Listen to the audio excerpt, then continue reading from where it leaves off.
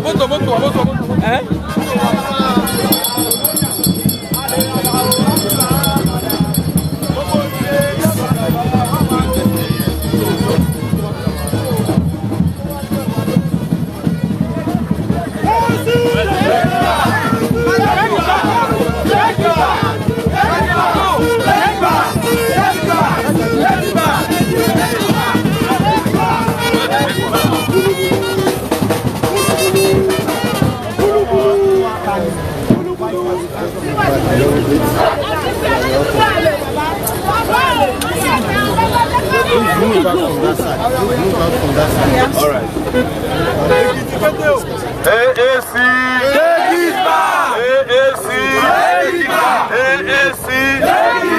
Take it back. Action. Take it back. Action. Our people in Ekiti State. We are here today as part of our nationwide tour, which we have described as Revolution Now, because our country, Nigeria, is in need of a revolution. Yes. We are tired and sick leaders who have destroyed this country for 58 years. Yes. Think of where you could have been compared to other young people like you now in around the world. You are all struggling. You are struggling to defend your integrity. You are struggling to defend your dignity. You are struggling to go to school. You are struggling after school to find a job. You are struggling after jobs to earn or make a living. This is the story of Nigeria that we are here to change. And that the people who have been leading Nigeria for all these years, our ancestors, who are planning to sacrifice our destinies for their own health and well-being, they are not tired of destroying our country. Am I lying? No! In fact, they are interested in giving us more pain and sorrow. That's right. And we are saying that enough is enough. Ẹ̀yin yàn wá ní ìlú Ekiti, Akiyin, pé lẹ́ni àwa bá yín lẹ́ni ọjọ́ Sunday, pé ó ti sún wa bí wọ́n ṣe ń ṣe ìlú wa, ó ti sún wa bí wọ́n ṣe ń ṣe wá ṣúkàṣúkà, ó ti sún wa bí ebi ṣe ń pa wá, ó ti sún wa pé à ṣe níṣẹ́, ó ti sún wa pé à lọ́rọ̀, àwọn ọmọ wa ò lè lọ sílé ìwé mọ́, nígbà tí ara wa ò bá yá nílé ìwòsàn tí a lè lọ, ìyẹn la ṣe wá bá yín pé àwọn bàbá wa tí wọ́n ń ṣe ààrẹ orílẹ̀-èdè wa ní Nàìjíríà, tí wọ́n ti bà ilé ayé wa jẹ́, a fẹ́ gbára wálẹ̀ lọ́wọ́ wọn, àbí mo bá bẹ́ẹ̀ kọ́? Bẹ́ẹ̀ni. A fẹ́ gbára wálẹ̀ lọ́wọ́ Buhari, a fẹ́ gbára wálẹ̀ lọ́wọ́ Atiku. Ẹgbẹ́ wa ni ẹgbẹ́ AAC. Action. Tí a mọ̀ sí African Action Congress. Ìyẹn ni a fẹ́ fi gbára wálẹ̀. Èmi tí mo dúró níwájú yín, Omoyele Sowore ni orúkọ mi.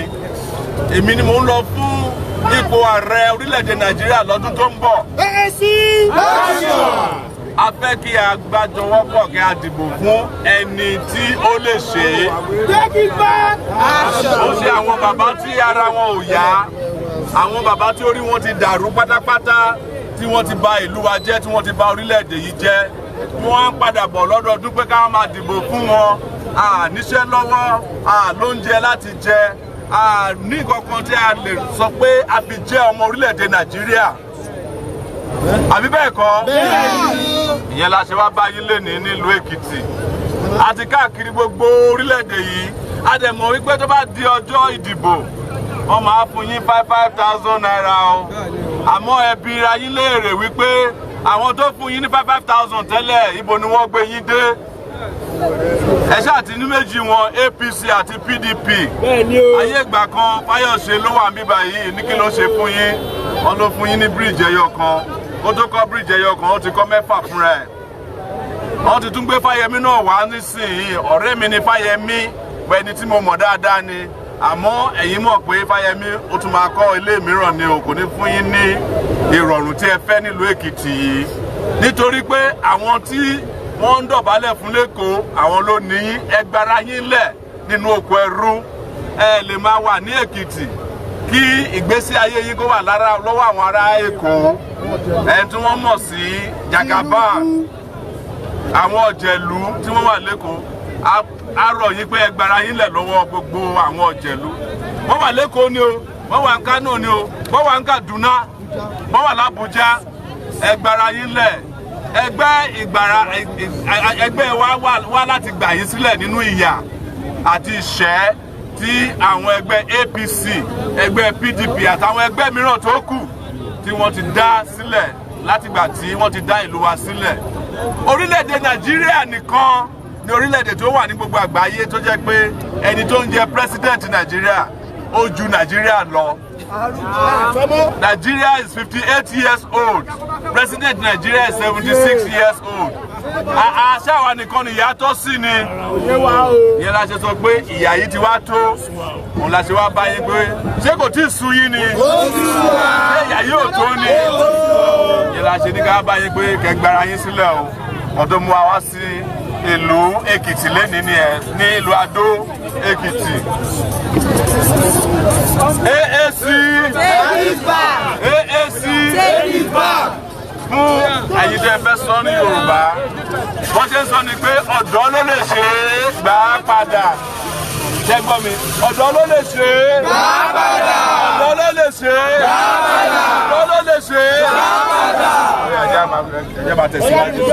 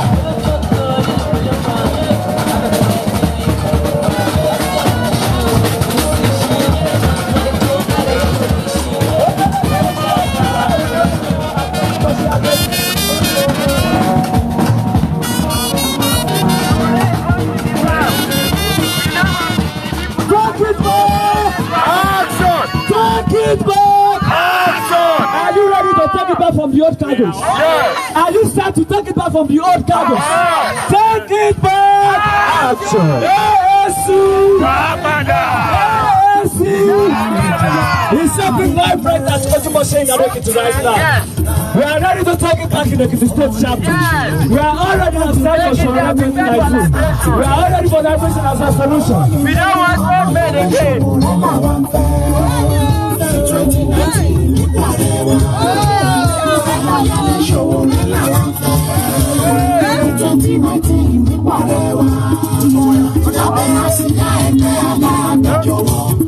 Omoyele làwọn fẹ́.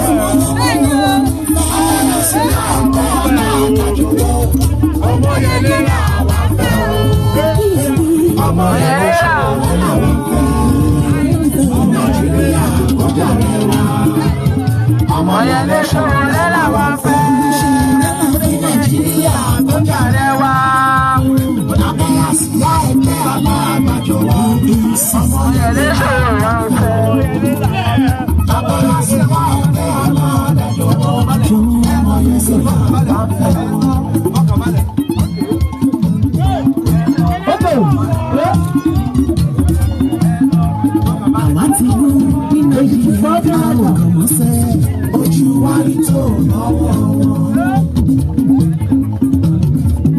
Àwọn jẹgúdújẹrá, àwọn olóṣèlú tó ń parọ́.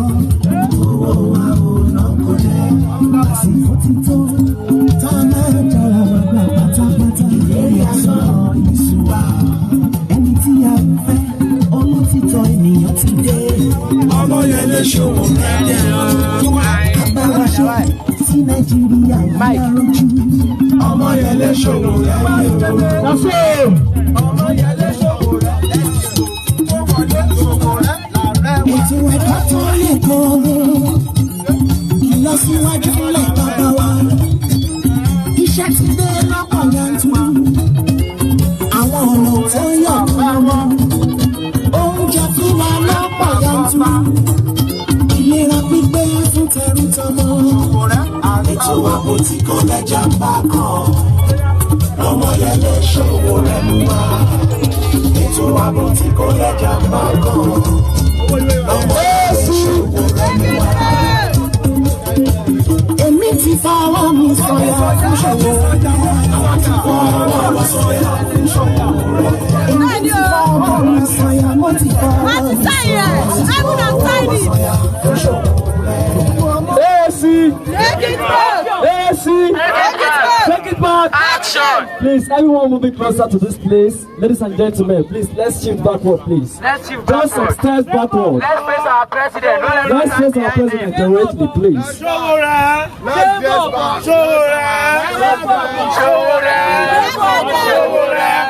Please, let's shift backward a bit. Ladies and gentlemen, please, let's shift backward a bit. Thank you very much.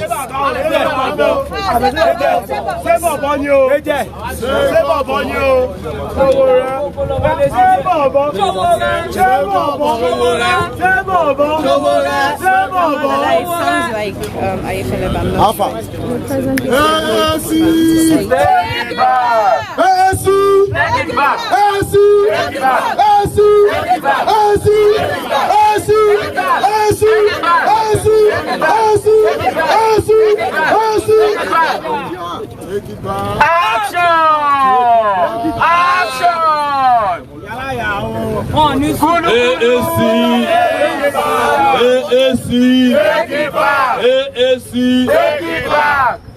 Welcome once again to Ekiti State, Ado Ekiti precisely, and welcome to the revolution that we have promised Nigeria. You see, when the revolution is about to happen, so many people will be standing on the side and the sidelines. But when the revolution kicks in, everybody will be involved.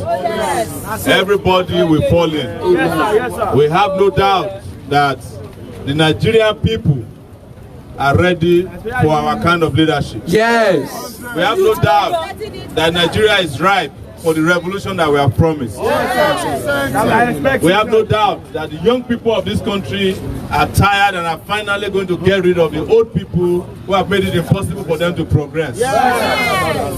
We have no doubt that that era when people can go to the university, graduate and find a job is coming. That an end must come to incessant ASU strikes. Yes!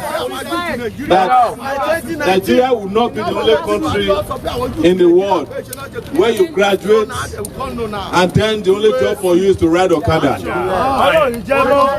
That your parents send you to school from primary school, sometimes kindergarten, up to university, and you still live with your parents. That is not the kind of future we deserve. And that is the future we must not accept. It's the reason why Nigerians must not vote for the people that destroy the past. Because they can never guarantee you a better future.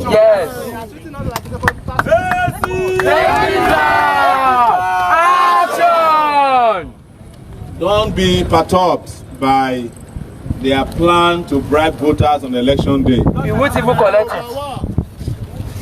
What we know is that that money that they are relying on, they may not even live to spend the money. They are just and we are not saying that because we are violent. We are not violent.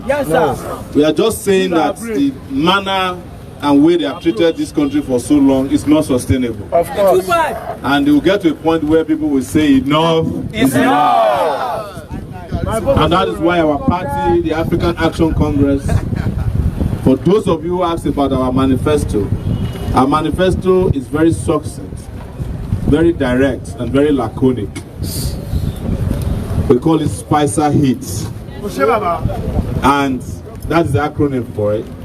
But the word S is security. That every Nigerian must be secure in his own country. And we are not talking about physical security alone. We are talking about mental security. We are talking about social security. We are talking about economic security. We are even talking about cyber security. Of course. Because we are the party of the future and the only digital party in Nigeria today. Take it back. AAC, take it back.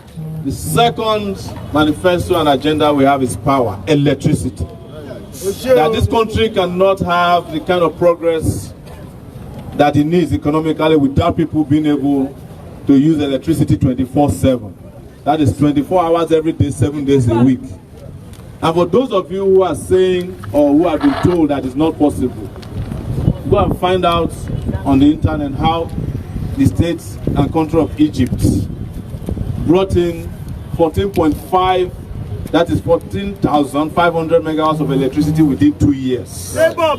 In Nigeria, the PDP government spent $16 billion to generate darkness. In Egypt, they spent only $7.2 billion to generate 14.5 gigawatts is what they call it. Yes, gigawatts of electricity. And 40 million people were connected immediately after 2 years to electricity. So that's power for us is a major plank of our administration. And within 2 years, we will give you nothing less than 24,000 megawatts of electricity.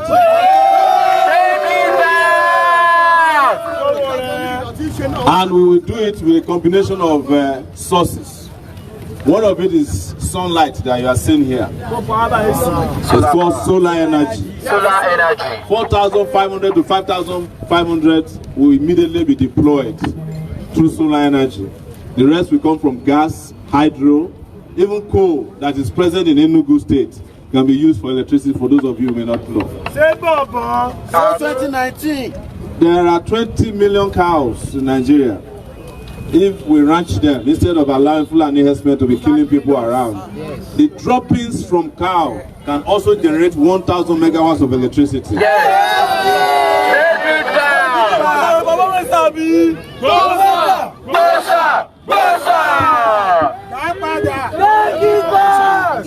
The next thing is infrastructure. We just came from Akure to Ekiti. It took us an hour and a half to get here because of bad roads. When I came here with my uncle in 1986, it took us 30 minutes to come from Akure to Ekiti. How many years later, almost 20 years or more later, no, actually 30-something years later, our condition has deteriorated. Yes. We want to dualize every goddamn federal road in Nigeria.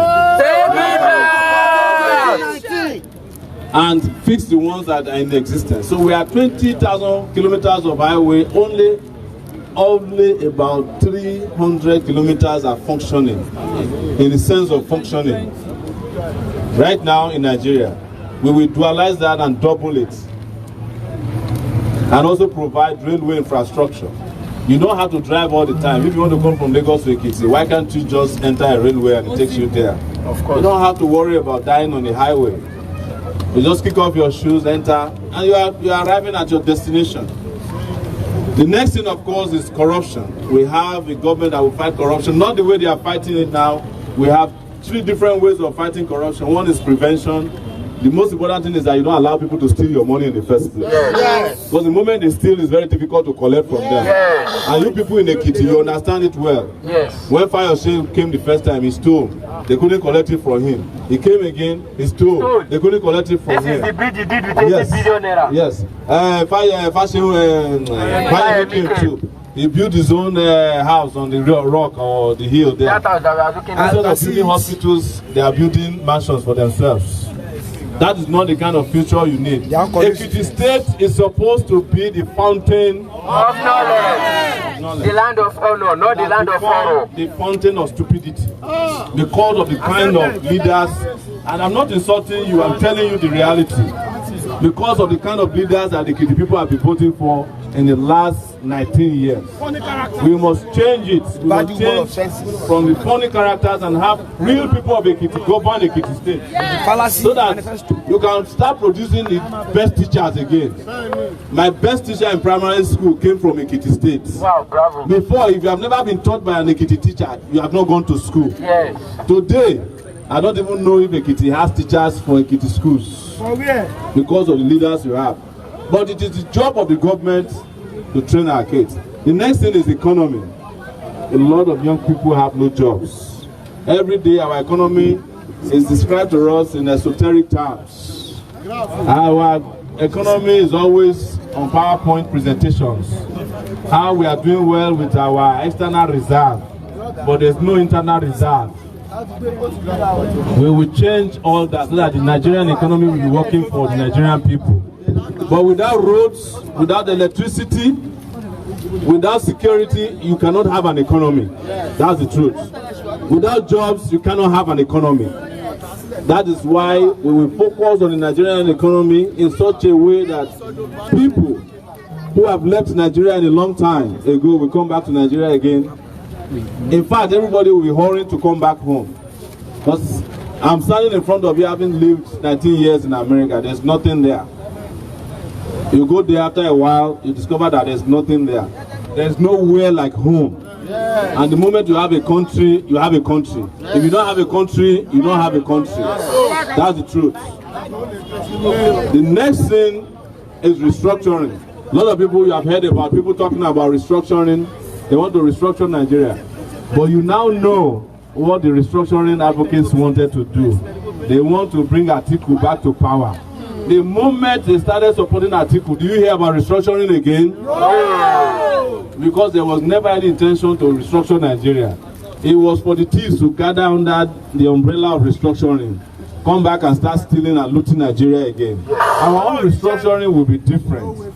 And one of the things we said we'll do is that even the Nigerian constitution is a fraudulent document. We are going to change that constitution. For you to restructure Nigeria, it must be young people for whom Nigeria is meant that must restructure Nigeria. Not old people who are on their way to the other side.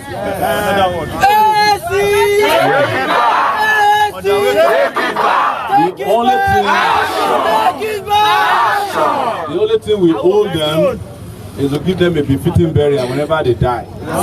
They should leave Nigeria alone and stop talking about restructuring. How can you imagine Obasanjo restructuring Nigeria for you? What would it look like? This is the Nigeria that he tried to restructure for 8 years. Look at it. How do you expect Babangida to restructure a country for you? How would the country look like? It's going to be a country of armed robbers and looters. This is the Nigeria they restructured since they were in power. How do you expect Buhari to restructure Nigeria for you? Nothing. They have nothing and they have nothing to offer. AAC! Bring it back! Bring it back! So very quickly, health, education in the health sector, immediately upon being sworn in on June 12, 2019, we will hire 160,000 health workers to fund across Nigeria. Start taking care of our people, bringing back on our doctors, and engaging technology in treating people who have ailments all around Nigeria who don't have access to it now. But the most important thing about access to health is universal health care system for Nigeria, where every Nigerian can have access to health care paid for by their country. Not that the country is paying for the leaders to go and get health care abroad, while the people are dying here in silence. As president of Nigeria, I will never go anywhere outside of Nigeria to seek treatment. Any treatment I cannot get in Nigeria, so be it. Education, and this is very important to Ekiti people. Apart from investing in education, we have said specifically every child that's out of school will get 100,000 to return them back to school. Specifically, we have said those of you who are in higher institutions will give you study allowances. We will pay you to go to school. Study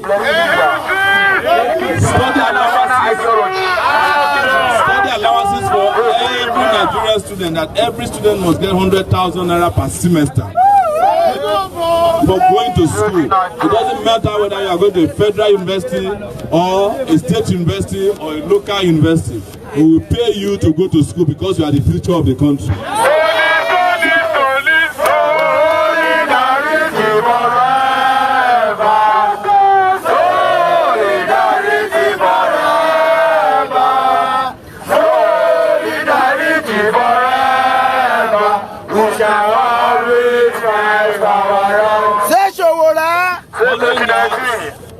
Following that is that we will hire 200,000 teachers. Those of you who are currently NYC dropouts, as I will call it, because after NYC you have nothing else to do. That is why it is called Now Your Suffering Continues. It will not be like that. You can pick up either a teaching job, a doctor's job. You can find a job to work at the solar energy farms that will build across the country. You can find a job in the new economic system that we are creating around the country. You can become an agricultural entrepreneur, 1,000 of them per local government. You will have something to do under our regime, because the reason, for example, why I want to pay students is simple. Already we are paying people who are doing nothing for us at the National Assembly anyways. So why can't we just pay people to go to school so that we can guarantee a future for ourselves? The next thing after that is agriculture. 1,000 agricultural entrepreneurs in every local government. That's 774 local governments across the country. Where you cannot farm, you can fish, right? Where you cannot fish or farm, there's something agricultural you can do in this country. Exactly. A lot of things are there. If you spit in Nigeria, it will grow. Why are we not self-sufficient? Why don't we have food security in this country? It is because of leaders that we have been electing into office. The final thing is tourism. We are here in Ekiti, also a touristic state that can be developed so that everybody, this Christmas, Ekiti should be filled up with people who are coming from all over the world to come and see Okogosi. The warm and cold water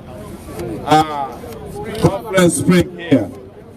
But we haven't even developed the highway. If there's no road to Ekiti, who's going to come to Ekiti? Who's going to come to Ekiti to come and experience any touristic activity? Nobody. That is why.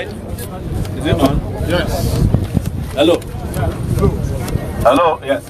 That is why we also must count on tourism, and that is what we call Spicer hits. For those of you, èèyàn wa tí ó dàbí pé òyìnbó lè má gbọ́ òyìnbó ẹ̀ díẹ̀. Nǹkan tí a ṣe wálé ní la tún fẹ́ sọ fún yín ni pé ó ṣeé ṣe kí ìlú yìí dára o. Wọ́n lè ti sọ fún yín pé kò ṣeé ṣe kí Nàìjíríà dára. Àwọn tó sọ fún wa pé Nàìjíríà lè dára nígbà ayé wọn, ó máa dára lẹ́yìn ayé wọn. Mi ò fi ṣépè òun kan sọ fún ọ ni pé ẹni tó ní kí Nàìjíríà má dára nígbà ayé tiẹ̀ á dára lẹ́yìn ẹ̀. Wọ́n ti bà Nàìjíríà jẹ́ dáadáa. Àmọ́ àwa wá síbí láti wá tún Nàìjíríà ṣe ni o. Ìtorí ẹ̀ làwa ò ṣe wá pín owó, àwa pín ìrẹsì, àwa pín àkàrà, ṣe àwa pín iyọ̀. Torí àwọn ìrẹsì, àkàrà àti iyọ̀ tó ń pín fún yín, wọ́n fi ń gba kádàrá yín ni o. Ẹ wo èèyàn tó pín 5,000 fún yín lẹ́lẹ́kṣọ̀n tó ní pé kẹwàá máa lọ sí skul gbàtẹ́ bá yá ẹ níwárí skul lọ tẹ bá lọ bèrè lọ́wọ́ ẹ̀ pé ọ̀gá ẹ̀ máa fún wa ní skul kẹ wọ́n á ní pé àti fún yín ní stomach infrastructure ilé ìwé yín wà nínú yín hospital yín ẹ ti jẹ́ ọ̀nà yín wọ́n ti di mọ́ àkàrà tí èyàn dáa ẹ̀ ní pé àwọn ọ̀fẹ́ rú ẹ̀ mọ́ a fẹ́ ìjọba tí ó máa jẹ́ kí ìgbésí ayé wa ní ìlú Èkìtì kó dára.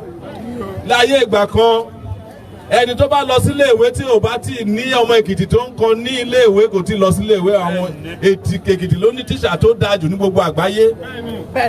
Tíṣà mi nígbà tí mo wà ní primary school Akọ́mọláfẹ́ Èkìtì ló ti wá. Wọ́n máa ń nàyàn ò bọ̀tì wọ́n mọ̀ yàn kọ́. Wọ́n nàyàn lẹ́gba àmọ́ wọ́n kọ́yàn. But lé ní báyìí Èkìtì gan ní tíṣà tó lè kọ́ àwọn ọmọ Èkìtì. Yẹn làwa ní pé àwa ní ètò mẹ́wàá tí a fẹ́ ṣe fún orílẹ̀-èdè Nàìjíríà. Number 1 ní security kí n kàn ká pàpàpà nítorí a ṣe ń lọ sí ibòmíràn. Ìkejì ni pé iná ìmọ̀nàmọ́ná pé kí gbogbo èèyàn kí ó lè ṣe igi kó lè ṣọ́ ògiri ilé kaná kí iná tàn kó tàn látàárọ̀ títí di àárọ̀ ọjọ́ kejì nítorí ẹlòmíràn wà tí wọ́n bí sí ìgbésí ayé tàwa yìí tí ò rí náà kọjá wákàtí méje ní ìgbésí ayé ẹ̀. Ẹlòmíràn wà tó jẹ́ pé Lémùrè tó Lémùrè ń kọrin kò rí iná láti gbọ́ orin Lémùrè. Ìyẹn ni wọ́n ṣe ń béèrè pé kí láwọn ti wá ṣe yìí sí o. Wọ́n fẹ́ wá dìbò fún àwọn ìjọba tó ń ba ìlú jẹ́ àbí ẹ fẹ́ ìjọba tó máa tún ìlú ṣe. Ṣé ìjọba Sẹ́ràmọ́ tún fẹ́ l'Èkìtì? Àbí ìjọba stomach infrastructure lẹ tún wá? Ìyẹn la ṣe wá bá yín pé ọ̀rọ̀ iléèwé náà wà o, ìwòsàn ọ̀fẹ́ torí ayé ìgbà kan wà tó jẹ́ pé èèyàn kan wà tó ń pè l'Awólọ́wọ̀ ní gbogbo àgbègbè yóò bá jẹ́ títorí àwọn bàbá yẹn àwọn ò lè lọ sí iléèwé o. Ìyẹn la ṣe sọ pé à ń gbé iléèwé ọ̀fẹ́ padà wá sí orílẹ̀-èdè Nàìjíríà kí gbogbo ara lè máa lọ sí iléèwé. Ọmọ tó bá jáde nílé ìwé ó lè ríṣẹ́ kó má jẹ́ pé ẹni tó wà l'Èkìtì ẹni tó wà nílùú òyìnbó ló ń fún lówó tó fi ń jẹun. Tí ìyẹn dáa àbí kò dáa kò má dáa. Ká lè níṣẹ́ ká lè ní ìgbésí ayé tí ó bójú mu. Ní 1983 àwọn Nàìjíríà wọ́n lé àwọn Ghana lọ ní orílẹ̀-èdè wọ́n pè ní Ghana must go. Ní 2019 àwọn Ghana ń lé Nàìjíríà padà wá sí wọ́n pè ní Nigeria must go. Ọ̀nà tí ó wá láti Àkúrẹ́ sí Èkìtì ládó Èkìtì ní 1986 mo tẹ̀lé ọ̀nkù mi wá láti Àkúrẹ́ wá sí Èkìtì 30 minutes ọgbọ̀n ìṣẹ́jú péré ló mú wa ló gbà láti wá láti ní 1986 ni o. À ń bọ̀ ní èní odidi wákàtí kan àti ọgbọ̀n ìṣẹ́jú láka tó fi dé Èkìtì. Tálàṣẹ àṣẹ Ọlọ́run àwọn èèyàn ló ṣẹ̀ wá o. Àwọn tó ṣẹ̀ wá la ní pé kẹ má dìbò fún pé wọ́n kàn fi ìyà jẹ wá ni. Ìyà yẹn dẹ̀ ti wá tó Èkìtì. Ẹ má máa dìbò fún ìjọba Sẹ́ràmọ́ mọ́ o. Ẹ má dìbò fún ìjọba stomach infrastructure àbí ìjọba panápaná jẹun síkù APC ló wà lórí òkè ní ọ̀hún yẹn ń sìn. Orí òkè jẹun tí wọ́n kọ́ síbẹ̀ ìjọba tó ń tọ́jú ara wọn ni wọ́n tọ́jú yín o. Èmi ọmọ yín Omoyele Sowore ni mo fẹ́ lọ fún ààrẹ orílẹ̀-èdè Nàìjíríà lọ́dún tó ń bọ̀.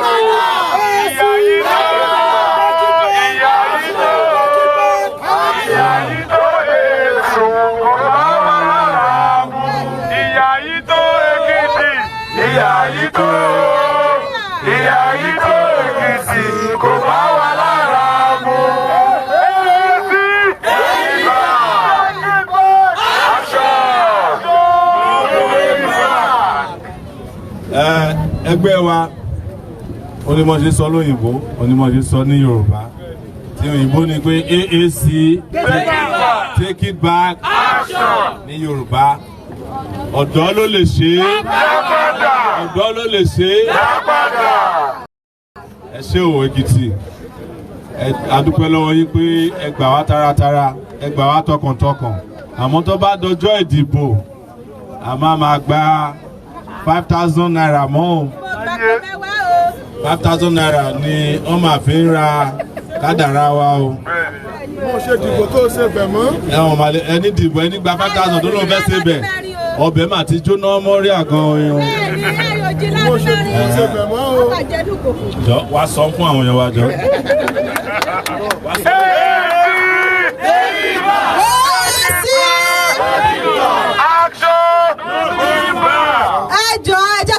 Yorùbá ọ̀dọ́ ló lè ṣe ọ̀dọ́ ló lè ṣe èèyàn ara Ọ̀yọ́ Èkìtì kété Ahmed máa pọ̀ mẹ́wàá sí ẹlẹ́dún mẹ́rin o ìmọ̀jí àgbà 5,000 kàmúrí àmúra gàrí jẹ́ o èyí kà ṣe mọ́tò AAC. Thank you Yara Ekiti o nílà ó ti ṣe yìí sí o. Ìjọba Sarah Momo ìsìjọba Tomac infrastructure ẹ ṣé o. Thank you.